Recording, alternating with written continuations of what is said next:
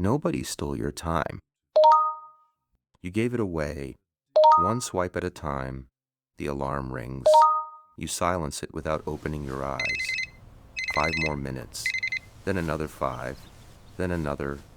By the time you finally leave the bed, you're already running late. You promise yourself, tomorrow will be different. Somehow, tomorrow never is. The office elevator closes. Your heart is still racing. You straighten your shirt, take a deep breath. Then someone behind you says, "The boss wants to see you." Nothing more, just one sentence. But suddenly, your breathing changes. Your palms become cold. Your mind starts writing a story. Did I make a mistake? Am I getting fired? What if today is the day? 2 minutes later, the meeting is over. The boss smiles. Good work. Just update the last page. That's all. Nothing happened. Nothing except inside your head. The meeting lasted 2 minutes. The fear lasted 6 hours. Now think about this. The boss spoke only 12 words. So where did the other thousands come from? Who whispered all those frightening possibilities when no one else was speaking? A child drops an ice cream. He cries as if his whole world has ended. A successful businessman sits alone inside his car, hands covering his face, trying not to cry. The pain is different. The tears look the same. Pain grows older. It doesn't always grow quieter. A university student stares at an exam paper. Every answer disappears from his mind. A young woman types a message, deletes it, types again, deletes it again. She finally locks her phone without sending anything. A father walks through his front door. His daughter runs towards him with open arms. He smiles, but only for a second. His mind is somewhere else. Different people, different lives, different stories, yet something invisible keeps pulling the strings. You call it stress. Someone else calls it anxiety. Another person blames bad luck. But what if none of those are the real answer? Because every single day you make thousands of decisions. Some are so small, you never notice them. Others quietly change the direction of your entire life. The strange part is, most of those decisions never feel like decisions. They feel automatic, almost programmed. You don't choose to become angry. It just happens. You don't choose to overthink. It just begins. You don't choose to compare yourself with everyone else. Somehow, your mind does it before you even realize. So here's the question. If you're making every decision, why do so many of them feel completely outside your control? Walk into any crowded street, thousands of people, each carrying invisible memories, invisible fears, invisible dreams. No one can see them. Yet every conversation, every relationship, every argument, every success, and every failure passes through those invisible filters first. You never see the world exactly as it is. You see the world through the patterns your mind has already built. 2 brothers grow up in the same house. He same parents, E same food, T same school. Yes, later, owner trusts people easily. The her trusts no one. 2 employees receive the same criticism. One becomes better, the other loses confidence. 2 people lose everything. One starts over, the other gives up. The ant wasn't different, the pen was. And maybe that's E part nobody ever taught you. You're magnificent, shaped only by what happens to you. It's shaped by what your mind believes those moments mean. Hundreds of faces, every person staring into a different screen, a different thought, a different memory, a different fear. You wonder how many Lent battles are happening without Anne noticing. Then another question appears, one that changes everything. What if your greatest enemy has never been the world around you, but the invisible pattern you've been carrying your entire life? The strange thing about patterns is that you don't notice them until they start repeating. Think about the last time someone ignored your message. What was your first thought? They're upset with me. I said something wrong. Maybe they don't care anymore. Hours later, they reply, "Sorry, I was in a meeting." Nothing changed except the story your mind created. A friend walks past you without saying hello. For the rest of the day, you replay the moment. Did I offend him? Does he hate me now? The next morning, he smiles. Sorry, I didn't even see you yesterday. Again, the world didn't hurt you. The story did. Most people don't suffer from reality. They suffer from the story they tell themselves about reality. Close your eyes for a second. Imagine you're walking through a forest. You hear something move behind you. Your heart starts pounding. Your muscles tighten. Your breathing changes. You turn around. It was only the wind. Your body reacted before the truth arrived. That response once kept human beings alive. Today, the danger isn't always outside. Sometimes it's a memory. Sometimes it's embarrassment.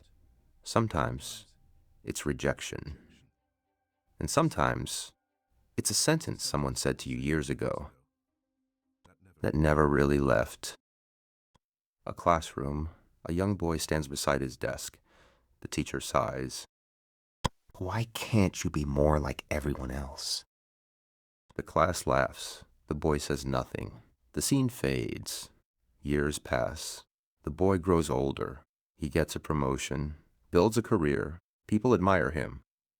But every time someone points out a small mistake, he doesn't hear today's words. He hears an old classroom. Your past doesn't always stay in the past. Sometimes it quietly becomes the voice inside your head. Have you ever noticed how one small criticism can erase 100 compliments? Someone tells you you did an amazing job. You smile. Then another person says, there was one small mistake. Suddenly, that's the only sentence you remember. Why? Why does your mind hold on to pain longer than praise? Because the human brain is not designed to make you happy. It's designed to keep you alive. For thousands of years, paying attention to danger meant survival. Missing danger could mean death. So your brain became incredibly good at remembering pain, at spotting threats, at expecting the worst. It wasn't trying to destroy you. It was trying to protect you. But sometimes it protects you from dangers that no longer exist. Your brain isn't broken. It's running an old survival program in a completely different world. Now imagine carrying that program into every decision you make, into your marriage, into your friendships, into your career, into your relationship with Allah. Without realizing it, you stop responding to life and start responding to old patterns. A husband comes home late. His wife becomes silent. He thinks she's angry. She thinks he doesn't care anymore. Neither one asks a question. Neither one speaks. The distance grows, not because love disappeared, but because two invisible stories collided. A businessman refuses an opportunity, not because he isn't capable, but because failure feels familiar. A student never raises his hand, not because he doesn't know the answer, but because embarrassment feels dangerous. A young man never starts the project he's been dreaming about, not because he lacks talent, but because his mind keeps whispering, What if you fail? look closely. Different people, different lives, the same invisible pattern. Your decisions don't begin when you choose. They begin with what your mind has already learned to believe. And here's the frightening part. The longer a pattern repeats, the more it feels like your personality. You stop saying, I learned this. And you start saying, this is just who I am. But what if it isn't? What if the person you've been trying to fix is actually someone you've never fully understood? Because every pattern, no matter how deep, had a beginning, and if it had a beginning, could it also have an end? Every pattern has a beginning, but almost nobody remembers where it started, because patterns don't arrive with an announcement. They arrive quietly. One moment, one experience, one sentence, repeated often enough until it becomes part of you. A little boy reaches for a drawing. He runs towards his father. His eyes are full of excitement. Look what I made! Without looking up, his father says, Not now. Just 2 words, nothing unusual. Days later, the same thing happens. Weeks later, again. Months later, again. One day, the boy stops showing his drawings, not because he stopped dreaming, but because his mind learned something. Maybe why create doesn't matter. Years pass. He's now sitting in a meeting. He has an idea that could change everything, but he says nothing. Someone else speaks. The room applauds. It was the same idea. Confidence isn't always lost in one moment. Sometimes it's abandoned one silent disappointment at a time. Now, imagine the opposite. A child makes a mistake. Instead of shouting, someone kneels beside him, smiles, and says, You'll get better. Years later, failure doesn't frighten him because somewhere inside his mind learned another pattern. Mistakes don't define me. The event was small. The pattern became enormous. Every decision you make carries the fingerprints of yesterday, not because yesterday controls you, but because yesterday taught your mind what to expect today. That's why 2 people can stand in exactly the same storm and walk away as completely different people. One sees failure, the other sees feedback. One sees rejection, the other sees redirection. One sees the end, the other sees the beginning. The world didn't change. The pattern did. Thousands of faces. Everyone appears busy. Everyone appears normal. But if you could hear their thoughts, you'd realize something. Every person is listening to a different voice. One voice whispers, You're not good enough. Another says, Don't trust anyone. Another repeats, If you fail once, don't try again. The most dangerous part is that after hearing those voices for years, you stop recognizing them as voices. You start calling them yourself, or every thought deserves your trust. Some thoughts are simply old echoes, pretending to be the truth. You stand in front of a mirror every morning. You recognize your face instantly, but how often do you recognize the voice speaking inside your mind? Because that's the voice making decisions long before you realize you're making them. It decides whether you'll speak or stay silent, whether you'll forgive or hold on to anger, whether you'll begin or keep waiting for the right time. Most people think decisions happen in a single moment. They don't. The decision happened long before the choice appeared. It happened the day your mind learned what to fear, what to avoid, what to chase, and what to believe about yourself. You don't always choose your future. Sometimes your hidden patterns choose it for you. But here's the question that changes everything. If patterns can be learned, can they also be unlearned? A man stands at a crossroads. Cars pass, people rush by. He doesn't move, not because he doesn't know which road to take, but because he's beginning to ask a different question. Not, Which path should I choose? but Who inside me is making the choice? silence. That question changes everything. A question hangs in the air. Who inside you is making your decisions?